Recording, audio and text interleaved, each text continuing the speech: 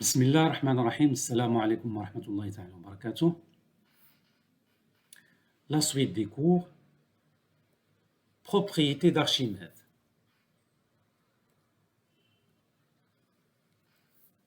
Lemme A, quel que soit le nombre réel A, il existe un entier naturel n tel que n supérieur strictement à A.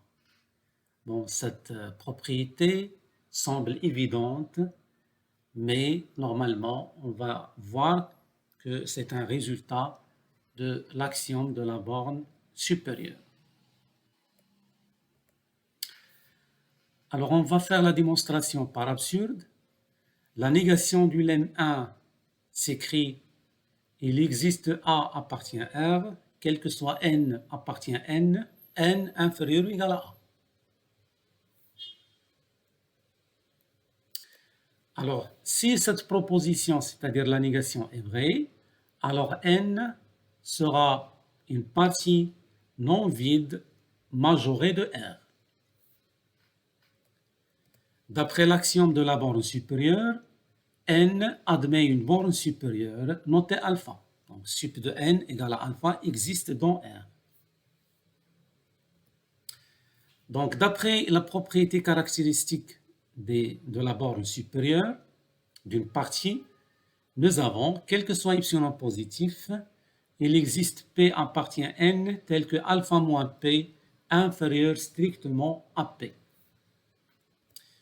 Si l'on prend epsilon égale à 1 demi, on aura alors alpha moins 1 demi inférieur strictement à P.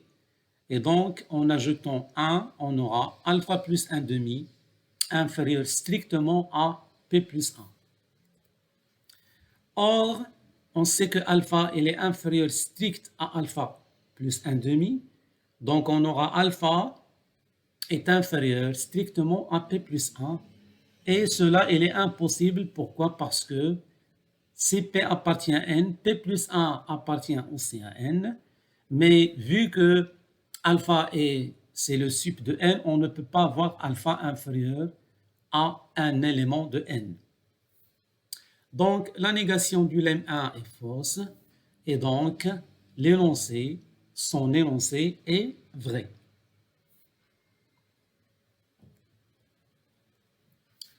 Théorème 2, on va démontrer ce théorème qui s'appelle la propriété d'Archimède.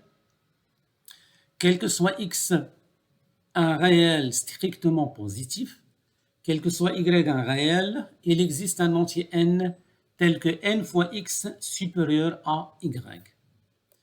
En effet, ce théorème découle directement du lemme précédent. Alors, soit x et y de réel quelconque, tel que x supérieur strict à 0, et posons a égale à y sur x. Donc, on va prendre x et y, tel que x supérieur strictement à 0, et on va écrire a égale à y sur x. D'après le lemme, il existe un entier n tel que n est supérieur strict à y fois x. Donc, en multipliant par x, parce que c'est un nombre positif et non nul, on aura n fois x supérieur à y. Alors, pour cette raison, on dit que le corps R plus fois est un corps commutatif archimédien parce qu'il vérifie la propriété d'Archimède.